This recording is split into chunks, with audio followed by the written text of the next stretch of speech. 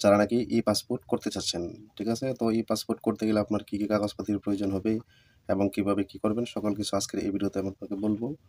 তো আপনারা যদি ই-পাসপোর্ট করতে চান, ভিডিওটা স্কিপ না করে ধৈর্য সহকারে দেখলেই কিন্তু আসলে এই বিষয়টা পুরোপুরি ক্লিয়ার হয়ে যাবেন। যারা নাকি ই-পাসপোর্ট করতে চাচ্ছেন তারা এই বিষয়গুলা অবশ্যই কিন্তু খেয়াল রাখবেন এবং আপনাকে যে সমস্ত কাগজপত্র রেডি রাখতে হবে। তো ই-পাসপোর্ট করার জন্য সর্বপ্রথম আপনাকে অনলাইনে আবেদন করতে হবে। ঠিক আছে? তো আমি রিয়াদে আছি। রিয়াদের কথা বলতেছি। আপনারা যে ডিস্ট্রিক্টে আছেন, সেই ডিস্ট্রিক্টে যখন পাসপোর্ট বা কনসুলেটের লোকজন যাবে, তখন একই নিয়মে কিন্তু আপনাদেরকে সম্পূর্ণ কাজগুলা করতে হবে। তো আবেদন কিন্তু আপনি চাইলে নিজেই অনলাইনের মাধ্যমে করে নিতে পারবেন। আর আপনি যদি না বুঝেন, আপনার বন্ধু-বান্ধব কেউ যদি বুঝে, তাহলে তাকে দিয়ে কিন্তু আপনি অনলাইনটা করে নিতে পারবেন। নয়তো পাসপোর্ট সংক্রান্ত বিষয় নিয়ে যারা কাজ করে, তাদের কাছ থেকে কিন্তু আপনি এই আবেদনটা করে নিতে পারবেন। আর যদি আপনি মনে করেন যে আপনি কাজটা করতে পারবেন, তো কিভাবে করবেন সে বিষয়ে আপনি ধারণা নেই বা জানেন না।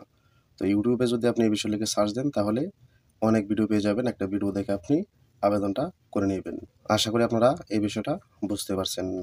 তো অনলাইনে আবেদন করার পরে আপনাকে এই পেপারটি বের করতে হবে আপনি যে আবেদনটা করেছেন। অনলাইনে আবেদন করার পরে কিন্তু আপনাকে একটা নির্দিষ্ট সময় দিবে যে ওই সময় আপনি পাসপোর্ট অফিসে থাকার জন্য বা ফিঙ্গার দেওয়ার জন্য যে সময়টা বলবে আপনি ঠিক সেই সময়ের ১০ মিনিট আগে যেয়ে ওই জায়গায় উপস্থিত থাকবেন।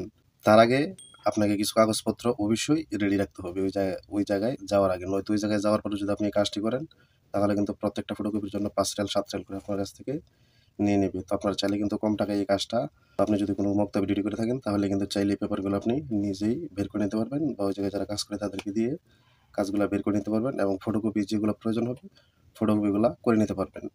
তো সেক্ষেত্রে কিন্তু আপনার এক্সট্রা খরচটা বেঁচে যাবে। তো ফিঙ্গার দেওয়ার আগে আপনি যে অনলাইনে আবেদন করেছেন, সেটার ফর্ম কিন্তু অবশ্যই সাথে আপনাকে নিয়ে যেতে হবে। দ্বিতীয় হচ্ছে আপনার আগের যে পাসপোর্টটা আছে, সেই পাসপোর্টটাও আপনাকে সাথে নিয়ে যেতে হবে অথবা পাসপোর্টের ক্লিয়ার একটি ফটোকপি আপনার সাথে নিয়ে যেতে হবে। ৩ নাম্বার হচ্ছে ইকামার একটি ক্লিয়ার ছবি অর্থাৎ ক্লিয়ার একটা ফটোকপি আপনার সাথে নিয়ে যেতে হবে।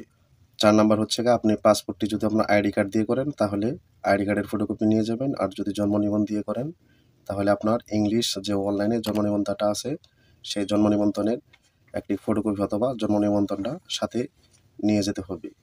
আর যদি আপনি পাসপোর্টটি আইডি কার্ড দিয়ে করেন, তাহলে কিন্তু আইডি কার্ডটির ফটোকপি অথবা আইডি কার্ডটির সাথে নিয়ে যেতে হবে। এই পাসপোর্টটা করার জন্য যে ফিসটা লাগবে, সেই ফিসটা তো অবশ্যই বাধ্যতামূলক আপনার সাথে আনতে হবে। তো এখানে আরেকটি কথা হচ্ছে এই কাজগুলা করার আগে তো এখানে একটি সমস্যা আছে, যেটা হচ্ছে অনেকের কিন্তু মা-বাবা নামের মিয়া খান, খাতুন বেগম অথবা নামের কিছু আকার-উকার কিন্তু অনেক সময় ভুল থাকে। তার আগে আপনাদেরকে এগুলা সংশোধন করে নিতে হবে আপনি অনলাইনে আবেদন করার আগেই, ঠিক আছে?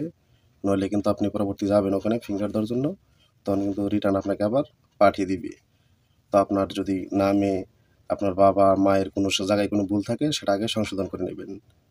আর সেটা যারা রিয়াদে আছেন, তারা পাসপোর্ট অফিসে চাইলে গিয়ে এগুলা সংশোধন করে আসতে পারেন, ঠিক আছে? তারপরে আপনি বাংলাদেশ এম্বাসিতে গিয়ে আপনাকে যে টাইমে ফিঙ্গার দেওয়ার জন্য বলবে, তার ঠিক ১০ মিনিট আগে গিয়ে ফিঙ্গারটা দিতে হবে। অনেক সময় ফিঙ্গার দিতে দেরিও হয়ে যায়, কারণ অনেক লোকজন থাকে। তো আপনাকে অনলাইনে যে টাইমটা দিবে, আপনি কিন্তু সেই টাইমের ১০ মিনিট আগে উপস্থিত থাকবেন। তাদের দেরি হলে সমস্যা নেই, আপনার যদি দেরি হয়, তাহলে কিন্তু আপনি একটু ভেজালে পড়ে যেতে পারেন। তো আশা করি আপনারা এই বিষয়টা বুঝতে পারছেন। ই-পাসপোর্ট বানাতে গেলে আপনার কী কাগজপত্র প্রয়োজন হবে এবং কীভাবে কী করবেন।